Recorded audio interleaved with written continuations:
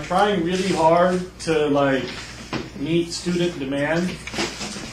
You see, everybody knows that a closed campus is better for student learning, but we politically can't do that because all of your parents fight us over it. I would leave. Wait, why is it better? Oh, for like 700,000 reasons. There's less tardiness, less drug use, less absenteeism, less fighting, less car accidents. Students report being more focused. They have lower blood sugar. Because schools have to feed them relatively balanced meals, but when most people go off campus, they use their money to indulge in things that are probably not the healthiest food choices. But isn't school lunches American school lunches are terrible? And this is one of the things for Santa Barbara is actually on the cutting edge. Our cafeteria has 70% local fruit and vegetable. They serve organic range-fed meats. They have vegan foods. They have gluten-free foods. It's actually, we have a really progressive food program and nobody knows about it. So anyway, other details aside, there's this group called the Food Club that kind of dovetails between students and the cafeteria to get better food on campus. All the stuff that they used to sell you at the Matt Academy up until middle of last year, that's all made by our cafeteria and stuff, and it's super dank food, and the Food Club works really closely with the cafeteria people and the district people on food politics and food issues and food choices, and they're the ones that started the nutrition, or they were really critical in getting a nutrition break on campus. And anyway, there's 1,000 reasons why you should be involved in your food systems. That's a fact. You'll die if you don't eat. That's another fact. And so I strongly urge you to go today at lunch to room 51, which is the VADA room. And if you have a thing about going to the VADA room today at lunch, then you could just find Lindsay to pledge somewhere. Just find her in the halls or look for her wherever her group is or whatever. That food club. Oh, and they sometimes have free food, by the way. And it's I have to say, there's a bunch of high school clubs that are kind of cool, and a bunch that are totally phony. And the food club thing is actually, if I had kids at high school, I would strongly urge them. It's just a good choice for you to get involved with that. There's 1,000 other details. We could talk some other time. But also, I've rearranged some movies because we're talking about natural gas today. I'm going to show Gasland tonight. It's an award-winning documentary that some of you may have heard about. It was on HBO. A bunch of energy lobbyists sued the director, and at the end he won, and super amazing film. It includes the footage of people lighting their tap water on fire. And I have to say that we're going to talk about natural gas and fracking today, and in my opinion, just to be clear about this, the movie's wrong about the risk of fracking. I don't want you to watch the movie because I agree with the director. In my opinion, as far as I understand it, they're mostly wrong about the main issue. But it does introduce the controversy really well, and they do talk about some of the real issues with fracking. Yeah? Just kind of found out the lighting the tap water on fire was because they did a big investigation on that because that's kind of weird, and it turns out the guy dug his well too deep and hit weird stuff. Yeah, and I'll talk about that because it's indisputably hydrocarbons in water, but there's no particular reason to believe that the fracking had anything to do with it other than accidental. Who knows? There's a lot of other ways you can light your tap water on fire. Yeah. Yes. Since it's 5 weeks long the unit, how many movies can you go to? 3. The maximum will be 3, as usual. Anybody else?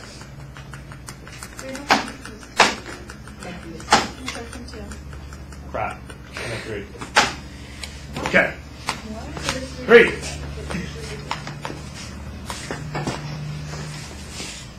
Do it. 2. F13 confirmed. Now, I want to wrap up yesterday's conversation and today do natural gas. So yesterday we left off on number 19. I'd like to touch on a couple of things just to review and then switch to 2021 and 22 today, the natural gas study goals. You should have your 7.3 out.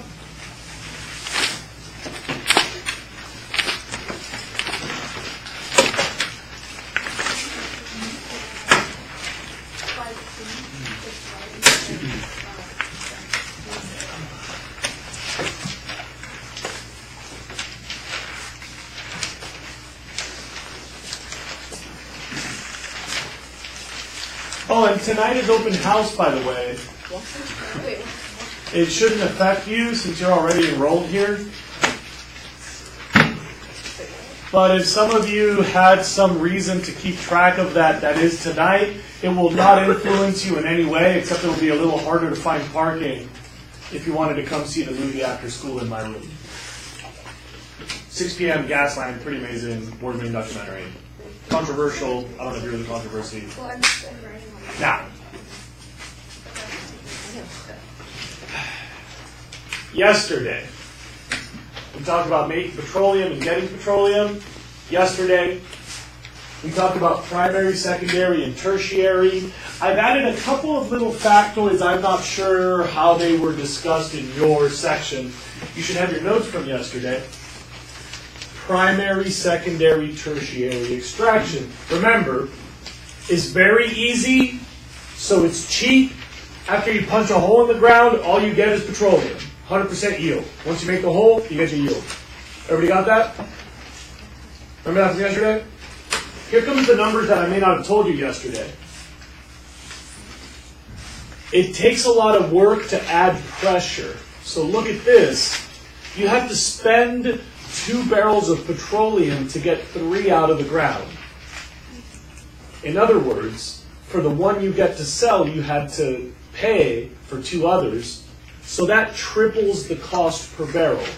Secondary has a lower conversion. You got to spend a lot of energy to get a little bit more.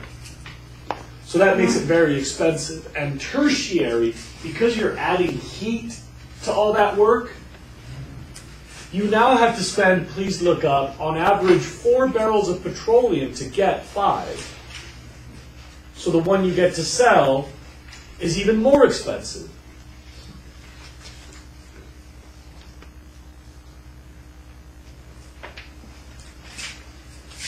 Here's what I'd like you to take away from that conversation. When we talk peak peak oil, how much petroleum, we're not asking the right questions.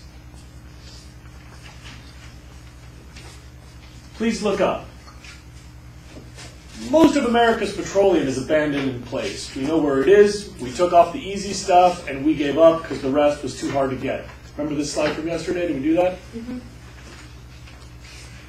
There's a bit that we currently get. There's a little bit more that we're going to try to go for, and hopefully we'll find it and go for a little bit more. But when we talk about peak oil, please remember this diagram. There's not a single peak oil. The easy stuff that comes out on its own and is really cheap to get, that probably peaked in the 1970s, US and globally, and that's probably almost gone now. Today, my hunch is we're like right toward the end of that downslope. The really easy stuff, the high-yielding primary extraction comes out on its own. As a percentage of the planet's total, we're pretty close to done with that. And this one, where we have to do kind of an inefficient energy conversion, that stuff, we could bicker about a decade, but we're basically there. Give or take 5 years. If somebody wants to challenge my science, fine. Give or take 10 years. We're right around. You will definitely see the secondary peak. In your lifetime, for sure, the current methods of extraction will become less productive, for sure, in your lifetime, no doubt. We are, give or take, at the peak of what we might consider this type of extraction. This type where you got to do a lot more work to get it. But remember, there's another question. How much are we willing to spend? If we work hard enough, we can get all that abandoned stuff. If it's worth $1 billion a barrel, we'll get it. And so, the actual end of petroleum is probably centuries away if we're willing to make a hole underneath the preschool in the middle of Yosemite and spend a bunch of money to get all this crazy machinery that's using a bunch of energy. We can get that last little bit down there, sure. But remember, we're going to get into really expensive, really inefficient, really hard to reach petroleum, and that will last a long ass time.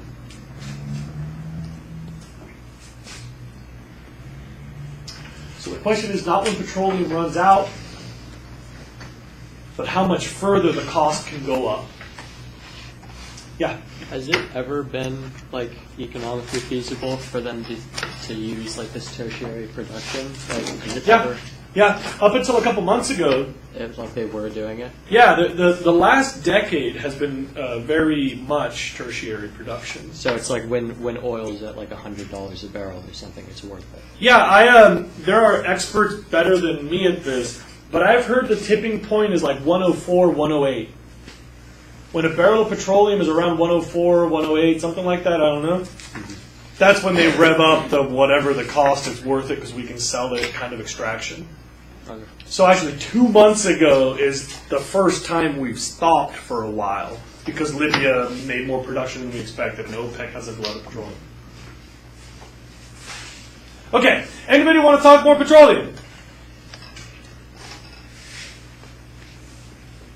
Let's go. Sweet. So we're right on time to start talking about natural gas. We got a bunch of notes to take. We're on 20, 21, and 22.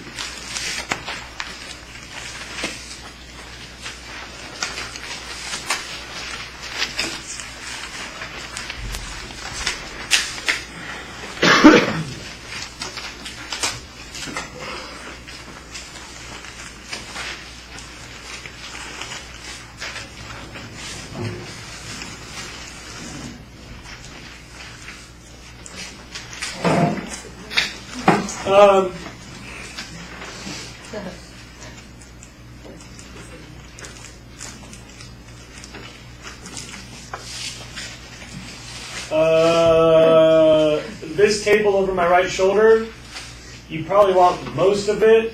If you're like scared of chemistry, I'll try to point out another way to look at it if it helps you. So if you want, I'll show you the facts, then you can copy, okay? Natural gas is a mix of gases, almost entirely methane. The stuff we light on fire is short carbons. Please look up C1 to C4. And there may be between 0 and 8 or 10% other gases mixed in. A lot of variance in chemistry because there's a lot of chemistry underground. So you must know those 4 words and which C1, C2, C3, C4 they correspond to. You must know that that's almost all of it. And sometimes there's a little bit of other stuff. Take a minute to write that down.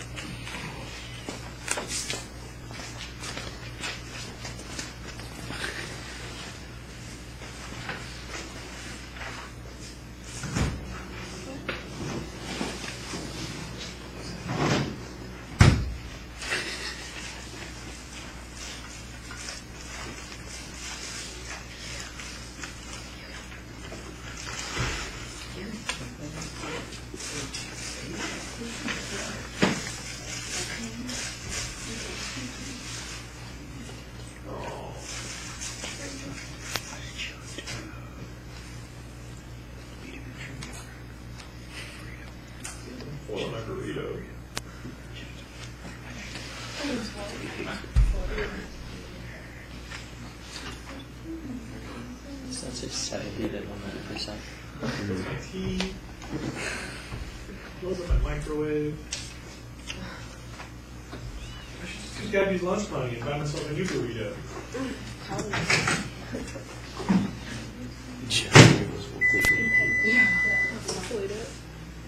Was anybody else surprised to hear that I beat Gabby No. at Trivia Crack? Cheater. Yeah, but then Hugo beat you. Didn't what now? Use your class help He you. doesn't. One question. He doesn't want. She used 5 people to help with like 10 questions. I beat pretty bad. Doesn't he butane? Plus, I ran the table. I gave her like 5 rounds. Like, go ahead, kid. You can do it. You can do it. And then on like round 6, then I crushed her. I crushed him. I had like a 5-character streak, I believe. Is that what you remember? Something like that? Is that Well, I what had you a remember? 5 characters too. Describe Right, it. using all your homies, you were up 5-1. And I'm like, go ahead, kiddo. You got it. Take the goal. Take the goal. You can do it. You can do it. Who beat you last night, though?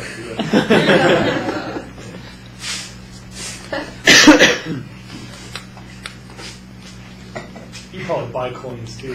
Scumbag. Did you not deny it right there? No, I don't use. Okay, damn right. Okay. I found out the student who's been vexing me, like, how the hell do you beat me so much? She buys her coins. No, Kelly? it's Sable. Sable did ask, yeah, Sable said she tweeted it. Yeah. I'm talking so much smack about Sable now. It is on.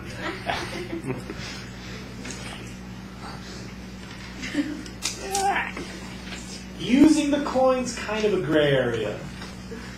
Buying the coins, Yeah, how many do you start out with? Like Well, 30? you get like 3 You have for like to every earn time you win or something. as you step up through the accomplishments, you get more. You get more? Yeah, so I've got How like much does it cost to buy 100 them? something.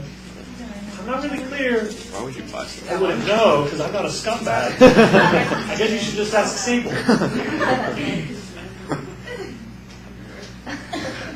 Okay, I love talking smack, but here we go. Today's warm-up is a key issue about natural gas. How many of you have seen commercials on television that talk about how clean natural gas is? Maybe billboards, magazine ads. The funny thing is, the natural gas industry is lobbying really hard to talk about how clean it is as a fossil fuel, and in a sense they're right, but like all propaganda, they're not really being very clear. In a very important sense, it is true that natural gas is cleaner. Does anybody know how natural gas is cleaner than other fossil fuels? That's hard. How? It just emits less bad stuff when it's Which bad stuff? We know what cleaner is. What'd you say? sulfur. Oh, carbon. Carbon. No! Oh, okay. Hydrogen. It's lighter than everything else, so like Disperses. yeah. The dispersal when you have a spill means it's slightly less dangerous, yeah? So like if you have a leak of natural gas, it won't like blow up the preschool, it'll just get all the kids buzzed and then it'll go out the window. Okay. But I wanna get back to the carbon thing. Because everybody needs to understand this. This is like life issue. Like I'm trying really hard, by the way. I do spend a lot of time in this energy unit to make it like relevant and talk about real stuff. That's what the book says. Like this is like a real life. Okay, everybody's got to know. I tell grown-ups about this. Dinner conversation, whatever. Check this out. Fossil fuels, biomass, sugar, your own body's energy systems. Whenever you're relying on carbon bonds, you'll make the same energy per unit of CO2. So, listen to this. You can burn gasoline, coal, natural gas, and heat water. You can burn wood, paper, hair, babies, whatever you want, and you can get energy by that fire, right? Yeah, all that. And whatever it is that you are burning, if it's a carbon-based reaction that's giving you the energy, you'll get the same CO2 out of it. To boil a gallon with natural gas is the same CO2 as boiling a gallon with coal, is the same CO2 as boiling a gallon with crude petroleum, is the same CO2 as boiling a gallon with asphalt, is the same CO2 as boiling a gallon with burning babies. It's the same CO2 if your energy comes from carbon bombs. If some nerd wants to make a really nerdy little detail, fine. There's about a 2 to 3% difference depending on the length of the carbon chain because of the energy required to start the reaction, so the net efficiency is slightly different. But for everybody else, at this level of chemistry, carbon-based energy, same CO2. If you run your house on petroleum or you run your house on natural gas, it's the same CO2. Natural gas is no cleaner, in the most important sense, the carbon. How is it cleaner?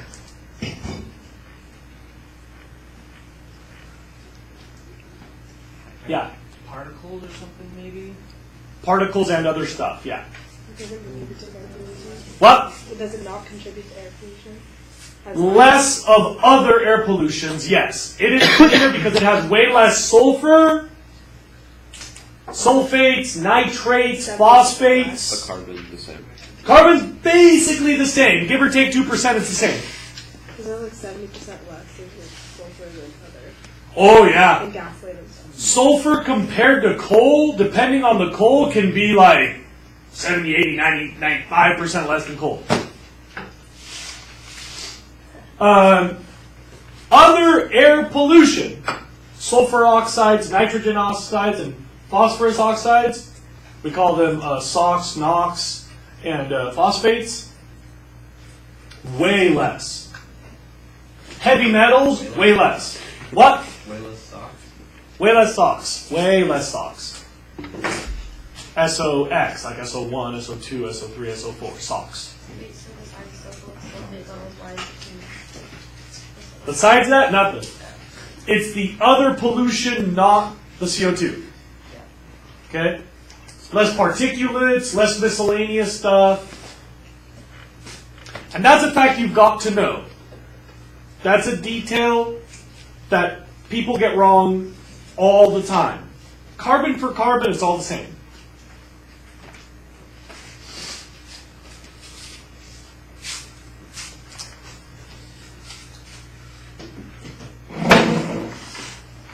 Here's another way to think about this. Please look up. Everybody remembers number 3? That fossil fuels are a mix of coal, oil, and gas?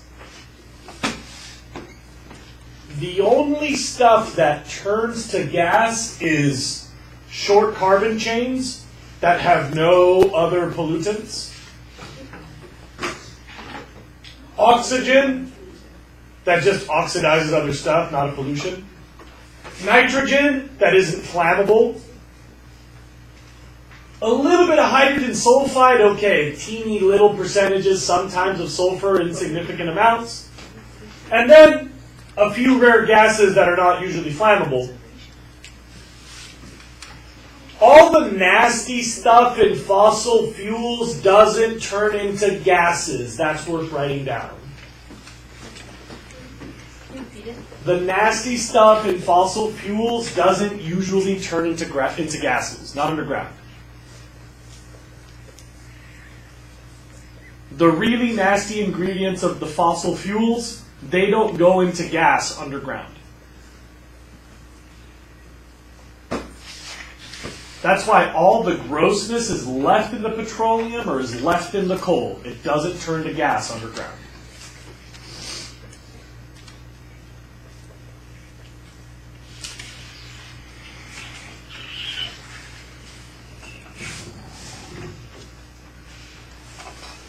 Anybody want to ask me about this anymore? So let's, yeah. How does it go 1 through 2, 4, 5? Oh, because I'm not that smart. I just didn't organize them the right way. I kind of freestyled that. I was like, whoa, wrong. 4, 3, 5, 4. You enforced related. What? Are you enforced related? Hey, Forster yeah. puts duplicate. A, B, C, I F. don't know. 1, 2, A, B, C, 5. D, Z, 7. I am fairly organized. I just kind of fumbled too. Fairly organized. Gotta give some credit. I tried. I do change the course little bits every year. Like that wasn't there last year. So it's like little tiny stuff. Sometimes feels spontaneous. Okay, thanks. So natural gas. Cleaner than the other stuff because it doesn't go to gases as fossil fuel. Same for carbon because carbon energy to carbon energy is the same CO2. Now let's get it out of the ground. How many of you know the way that we get natural gas out of the ground? Yeah. You have to dig deeper under like where there's like regular gases. It's like under that. What regular gas? Or like the gas we use in our cars and stuff. Gasoline? Yeah. No, like oil. It's under that. Other way around. What? It's on top of that. Gas floats, bro. Wait, The bubbles. You know how the ocean is under the air? like in our car group, we said, In your what? and that our car group is compressed natural gas, and we said that it's like underneath. You have to just dig deeper. Over. It might be under other layers, sure. But gas floats, dude. How would it sink under a liquid? You know of any gas that sinks under a liquid? No. This is why I crush you. Okay. No, most of it we crack it. So this is the part that wasn't in your study guide because this wasn't in your book, so this is kind of new. So let's talk about fracking. Just so you know, we've been getting natural gas for about 30 to 40 years. Before that, we didn't have the plumbing to trap it. So natural gas is a relatively new energy source. Before the 1970s, I think, we didn't really have natural gas to use as a municipal energy source. Your house didn't have natural gas in the 50s, 60s. Yeah? It was because we didn't have the technology. Right, I mean, if you think about it, like, it's invisible and it's a gas. How the heck would you even, like, deal with it? Make a balloon out of it, like, walk around? I don't know. How do you get in the balloon? Girl, stop talking. It's like a 20-minute conversation. Just go outside and talk. Look at how much I care. 0%. So cold. Ice.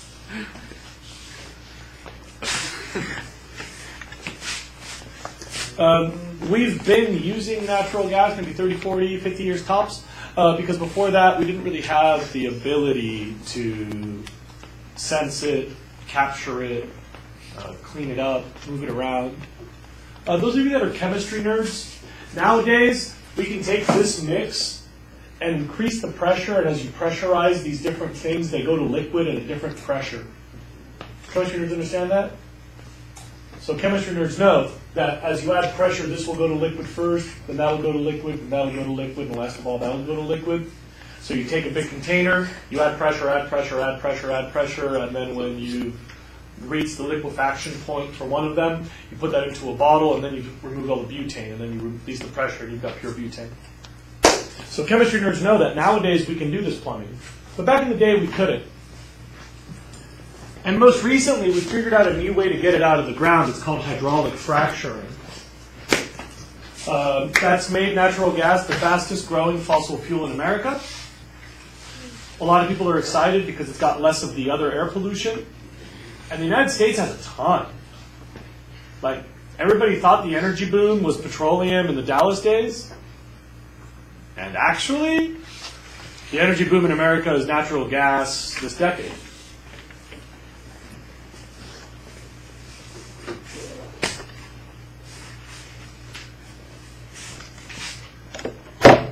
Okay. You got a video, maybe? Thanks, homie.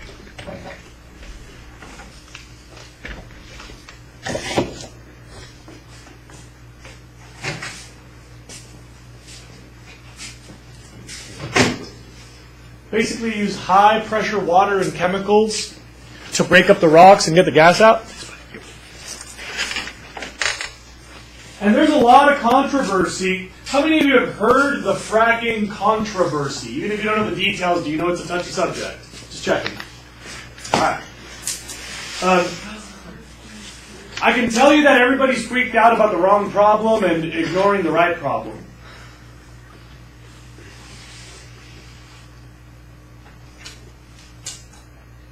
So I hope at the end of today that you'll be smarter than the average American voter. Or at least more well-informed.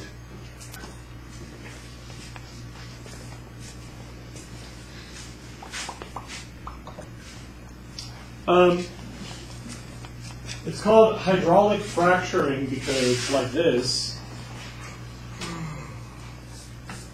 you use water pressure to fracture rocks.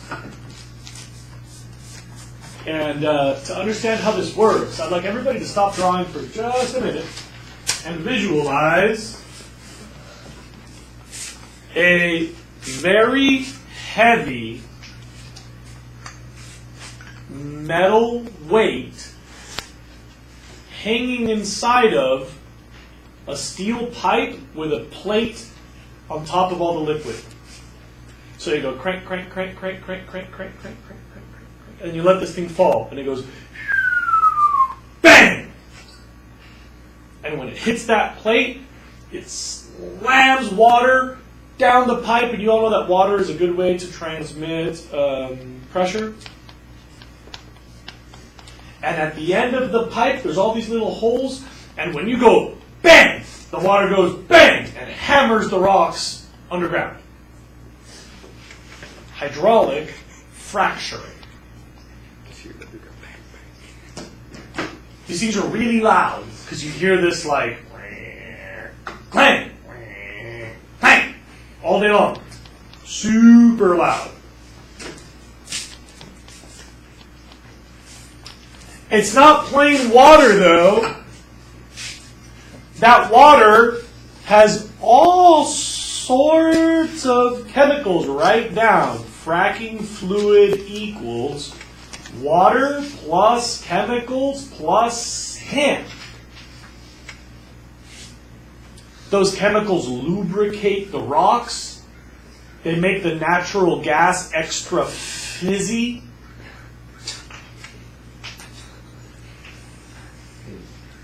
They prevent boiling of the water so the pressure doesn't create steam. They break certain bonds in sedimentary rock to weaken the rock further. And they do a bunch of other stuff that nobody knows because that's an industrial secret. And that's problem number one with fracking. We don't know what the F the chemicals are, and they don't have to tell us. Okay. Here's the funny part. If you were eating it, they'd have to tell you. And if you were drinking it, they'd have to tell you. But you're not eating it and you're not drinking it, so they don't have to tell you. This is their factory. Their factory is underground. They've got a secret process to make something. You know, if I had a secret way to make neat lead pencils, I don't have to tell you my secret factory stuff. That's my secret. That's industrial secrets. You can't wreck my business advantage by forcing me to publicize this. What's that got to do with the public? I do it in the factory. That's my secret. You don't get to know that. Yeah? What if someone, like, drinks it on purpose to make them... It's labeled unsafe for human consumption. So if you're an idiot, you break, you know, you just be called an idiot. We know it's not healthy. You're not supposed to touch that stuff. Well, of course not, but... It's nasty. It's got all these skull and crossbones everywhere. But what if someone... That would not make them have I to mean, tell it covered the skulls and crossbones Yeah. covers Has it gone there. into people's like water? Let's talk about that because that's the big controversy, and I want you to hold that question. It's a good question. It's a key part of our conversation, but I want you to wait. Fracking fluid has water, a mysterious blend of chemicals that nobody knows and they don't have to tell us, and number 3, it has sand. Anybody know why the sand? Erosion? Oh, that's a good idea, but I don't think so. What? breaks all the rocks. Breaks the rocks? Breaks it down faster. Nope. Watch me. Once you've broken the rocks, it keeps them from closing back in. It's like a wedge. Yeah. You know, like, if you use pressure to open a door, the rest of the pressure is going to close that door, right? Unless you hold it open with something. That's what the sand does. Is it just float and pull? Right. And so when you crack the layers open, that sand will wedge in. And then the chemicals make the gas fizzy, and it fizzes out. Is it like really small? Yeah, this is all that kind of microscopic stuff. Yeah. So injection, extraction. So you're adding pressure here, and fizzy water's bubbling out here. And they got a bunch of water that they have to dispose of. That's problem number 2. Tremendous volumes of water to dispose of, and it's nasty. Some conversions, I encourage you to Google this because I'm not clear that I have the best numbers. I may have been lied to. Take this with a grain of salt, but I've heard 10,000 gallons of water for 1 gallon of natural gas. The United States is using something like 200 Lake Cachumas a year for fracking. It's a tremendous use of water to get natural gas out. Yeah? Is there a way to just use salt water? If you were on the coast, maybe, but I don't know that the chemicals work right. And most of the fracking occurs in areas that are not necessarily coastal. You could probably find the right mix because of the cost of water. It's probably worth a different chemical blend for when you can get salt water, but most fracking is usually not. They do, however, often use wastewater that's otherwise not drinkable water. So just because they use a lot of water, that doesn't mean they're stealing drinking water. They often use wastewater from like the sewage treatment plant that would otherwise go to the ocean or get buried underground. Yeah? When the fizzy water comes up, how do they like make sure they get the natural gas out of it? Leprechauns and stuff, I don't know. There's like complex engineering where it's all pressurized and like voodoo. Yeah? Don't they like after they're done with the water, pump it back underground? They do pump it underground. Very, very deep. It's called deep well injection.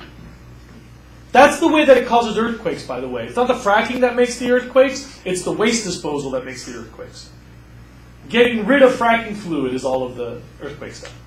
Yeah? I still don't get how breaking rocks makes natural gas. Because natural gas is mixed in with deposits, it's kind of rocky and mixed together. And keep in mind, natural gas is a gas. It's trying to float. So imagine if you've taken a bunch of bottle caps and you've pushed them into the pool. They're each going to have little pockets of gas, right? Now if you're running water through that, that's not going to make the gas leave. Unless you break up the rocks and then you make a continuous network of fractures that allow it to come out. You understand what I'm saying? Yeah, I got it. Yeah. Why can't they just reuse the water that they're using? It's like trying to reuse toothpaste. Like after you brush your teeth, you can reuse that. Go for it. You know, it's got a bunch of like, what the F is that in there? Because hydrocarbons are all mixed together, like you're going to get hydrocarbon slurry, petroleum, coal, less effective, more distilled. Like you could probably, and maybe they do, I don't know. Some percentage might be clean and they can just cycle it, I don't know. But my understanding is most of it is a one-way street. So they bring a bunch of water and then they get rid of a bunch of fracking fluid. Can you ask me your question again? The one from before? Why can't, or was it tap water, or was it hydraulic fluid found in tap water? How many of you have heard about the fracking fluid in the tap water, hydrocarbons, lighting tap water on fire? Probably, for the most part, a scam. And I'm not a fan of fracking. I got other problems. I don't like the chemical secrecy. I don't like the water waste. I don't like the expensive and harmful waste disposal. So I say no fracking anyway. Frack that. Frack yourself. The thing is, about the tap water, please look up, tap water is shallow, and natural gas is really deep. America's biggest natural gas deposit is the Marcellus Shale. That's about 7,000 feet below the surface. That's like 2.5 El Capitans. And, you know, groundwater, if it's like a really deep well, you could maybe go 300 feet. That's a deep-ass well. 600 feet might be one of the deepest wells anywhere. Like, most of our drinking water is like right up there. You see the water table? Pretty damn near the surface. Groundwater's shallow. And we usually just drill right through that. Here's another thing.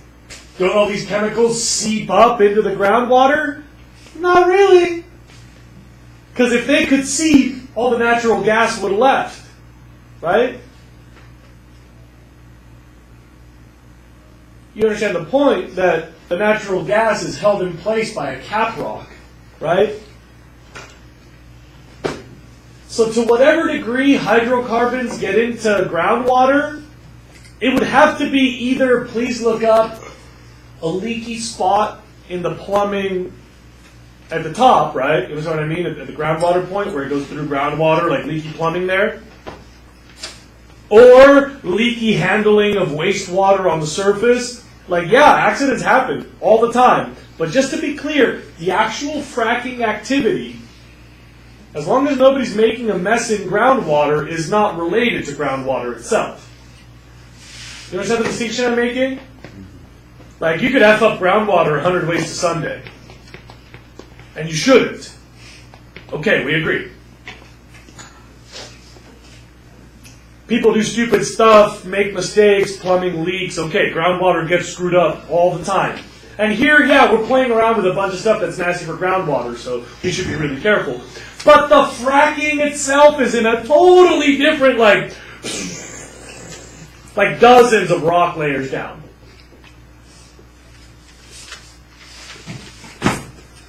Yeah? When they're fracking, how do they collect the gas, like when it comes out of the well?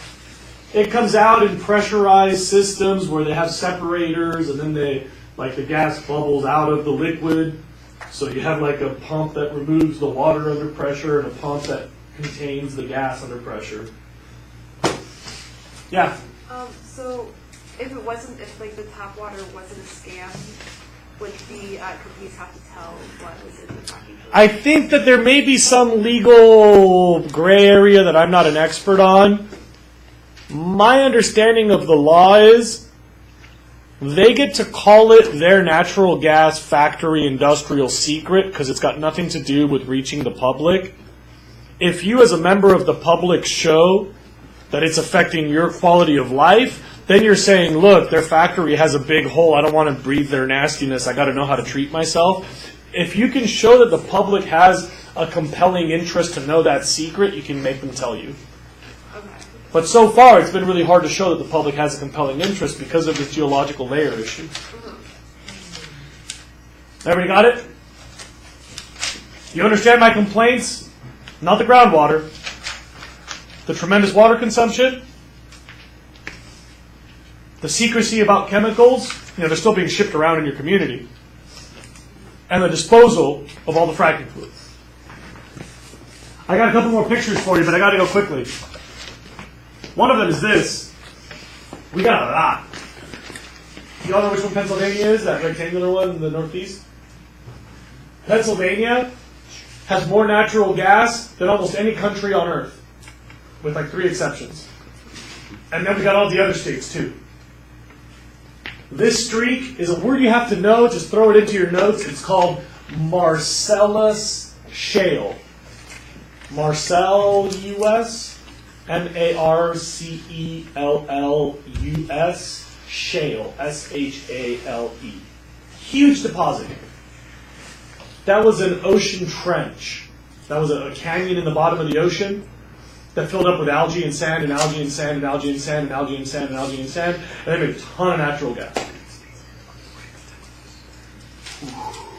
Everybody talked about the petroleum boom of the Dallas days that made the Bush Empire and the, what are the other ones, the Carnegies and all of whatever. This is the real energy boom in America. Rockefeller, yeah. And look at the rest of the world. Russia's getting rich. I learned something really interesting on Trivia Crack yesterday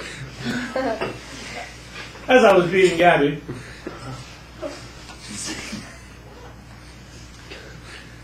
Argentina had more immigrants than any other country in the Americas except the U.S. last year. Because they're developing their natural gas bubble. They got a lot down there. And they're like struggling to pay international debt, so the government of Argentina is like, Shell Mobil, can you help me with this problem? And they're like, sure, we'll help you. And so all these international energy conglomerates are coming to get at that. It's a huge bubble. Russia has some of the richest people on the planet because of that bubble. Is that Russia? Yeah. Yes. Okay. So they're like getting super rich off that bubble.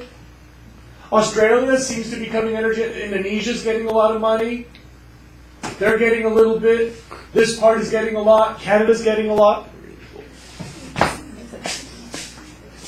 And everybody wants to talk about this controversy. I wish my house could do that. It's your weapon. If you want to see it during the documentary tonight, it's actually like there's a moment where like there's, I don't know how to say this in a sensitive manner, lower income white skinned people from the middle of the United States that live in portable modular homes. Like a bunch of like people that, all right, like jokes aside, like, you know, people who like aren't super rich that, you know, often have to like share a community well or whatever. And they go into their houses and they're like showing the camera like, watch this, and they'll like get like a match and they turn on the tap water and they go,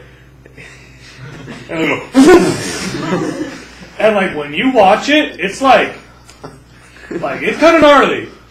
Oh, no, I'm not supposed to do that, right? Like, it's like not cool, and that's super scary.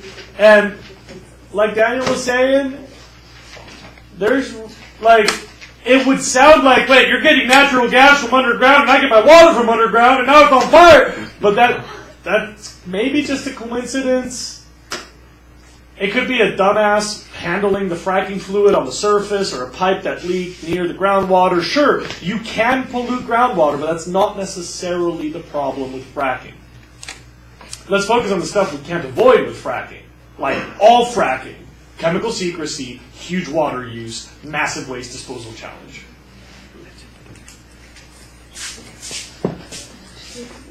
Questions for me before I move on? Quickly, number 21. Please look up before you write. Please look up before you write. I'm over here. Before you write, fossil fuels are always mixed together. So any place you got coal, you get some natural gas. You can push water through it and take out the natural gas.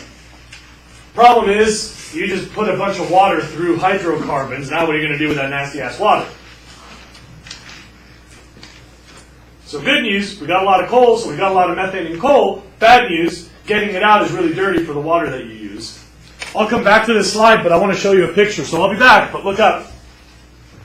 I'm only going to leave that for a second. You seal the lid, you pump in water that pushes the gas out, and then you've got a bunch of water that just went through coal. So it's nasty ass water. Since it's mostly coal with a little gas, that's a lot of water problem for not a lot of gas money. You understand what I mean by that? So usually, we don't take it. Usually, we don't do coal bed methane. Because it's a lot of hassle for not a lot of gas.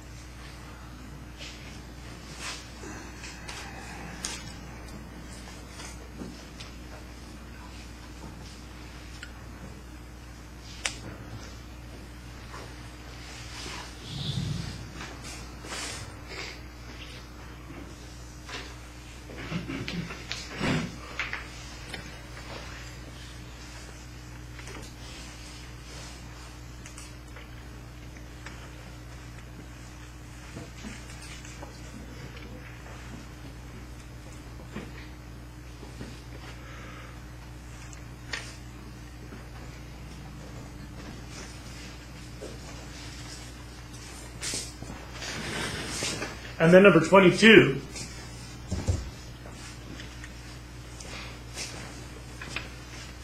There is more methane frozen in ice than there is anywhere else on the planet combined. It's called methane hydrate. Take a minute, please. You all know that this is ice.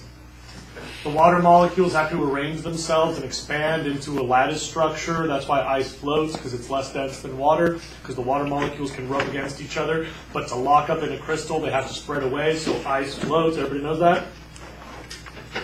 How many of you vaguely recognize this conversation from somewhere else in your science life? That's why snowflakes have 6 pieces, because of the hexagonal pattern that the crystalline matrix is built on. Right? Now, when things decompose, they make methane. Methane is an energy source. And methane, as a molecule, CH4, is really tight. Meaning the carbon and the 4 hydrogens, they're really small. But the lattice structure of ice is actually pretty spacious. So little methanes get trapped in the spaces between the water molecules. If you have decomposition in cold water, you should write that down. Decomposition in cold water makes methane hydrate, which is methane trapped in ice. Decomposition, cold water. You know, like this. Bottom of the ocean or in the tundra, decomposition in cold water. Like underneath the tundra, like, you know. So check this out. My favorite picture of the school year. Look at that. That's a snowball on fire. This is not a joke. You can literally light the snowball on fire, and the cool thing is, you know, because there's like melting ice, your hand is cold. And because there's methane on fire, your other hand is on fire. As far as the snow goes, you can't even tell it apart. When I fed it to my daughter, she couldn't even tell the difference.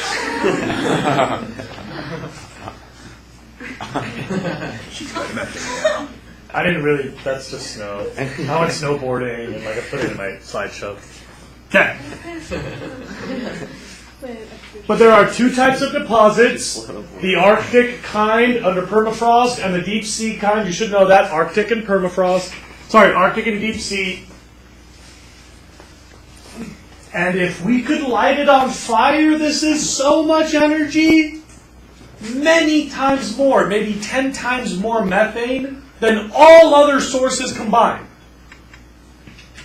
There is more carbon bond here than all other carbon bonds.